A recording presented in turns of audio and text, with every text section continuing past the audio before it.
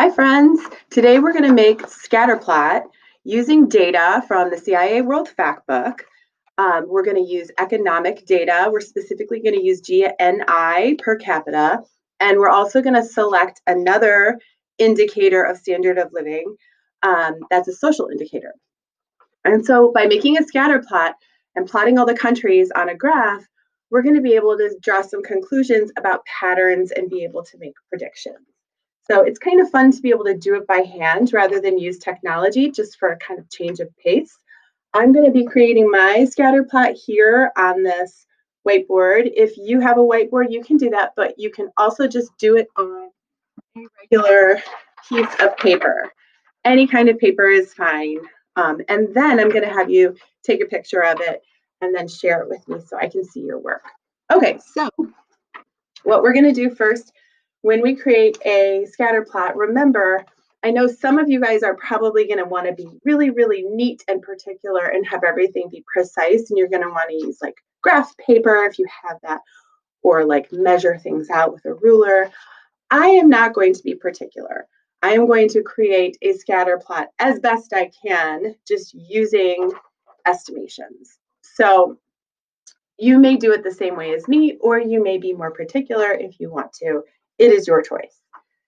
So the first thing that we're going to do when we create a scatter plot is make our y-axis and our x-axis, and the x-axis is going to be represented by one of the columns of your choice on the standard of living data chart that I've given you.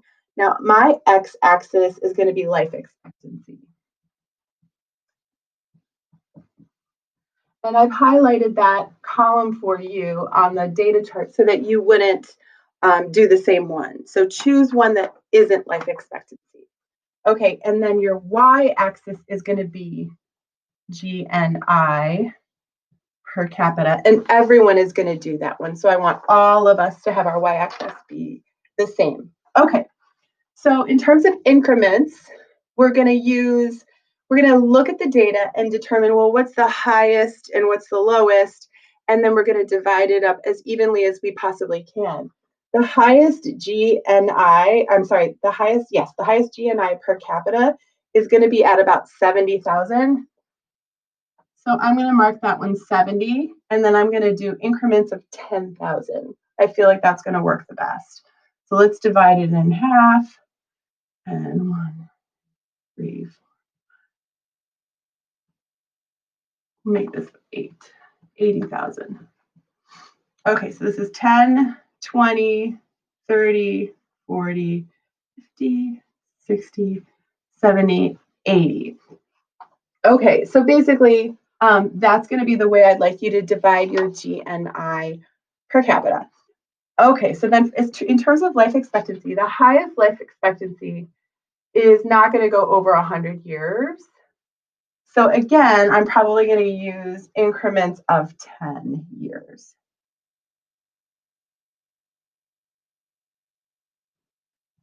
Okay, so we've got 10, 20, 30, 40, and as you can see,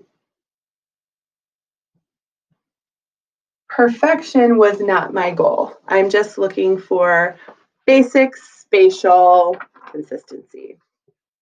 Okay, so now we're going to start plotting our countries. And we have 25 dots that we're going to create in order to make a scatter plot and determine where countries are clumped up together and what kind of our pattern is in terms of standard of living. So we're going to start with Argentina, which has a GNI per capita of 22,600. So that's going to be right about here. And then their life expectancy is at about 77.69. So that's going to be right about here. So I am going to put a dot for Argentina right about there, and I'm going to label it number 1 because Argentina is country number 1. And that's just how I'm going to keep track of what country is what. I don't want to have to write it out on my scatter plot because then my scatter plot is going to be really, really confusing. So I'm just going to do numbers. Okay, so country number 2 is Bangladesh, which is hovering down here at about 3,400 as far as GNI, and then its life expectancy and Mrs. Sheeler doesn't have her reading glasses on, is at about 70. So I'm going to put it right here, and that's country number 2. Okay, Bolivia is at 6,200, and they have a life expectancy of 68. So that's about half. And then right here, so that's country number 3. And as you can see, if you want to put your numbers on your x-axis under the line, then you'll prevent the confusion that I have created by putting my dots and numbers together here, and it's not as neat as probably yours will be. Okay, so Brazil is at 16,100 and life expectancy is 73. So that gets to be up a little bit higher. And that's country number 4. Okay, so what I'm going to do is I'm going to pause the video so you don't have to like painfully watch me do my entire scatter plot. And then I'm going to pick it up at the end and show you what it looks like when I'm done.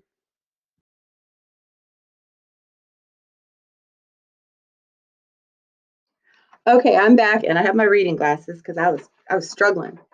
Okay, so now I have finished the rest of my scatter plot. I've put all of the countries on there. And what I want you to do is the very same thing. One of the things that is really cool about scatter plots is we can draw a line of best fit. And that kind of helps us to understand the pattern and where countries are clumping together so we can talk about outliers as needed. So I'm going to start down here at the bottom. And then I'm going to draw a line through the clusters of all of the scatter plots. Now notice there's going to be like one actually dot that is not anywhere near the rest of them, and that's dot number 7.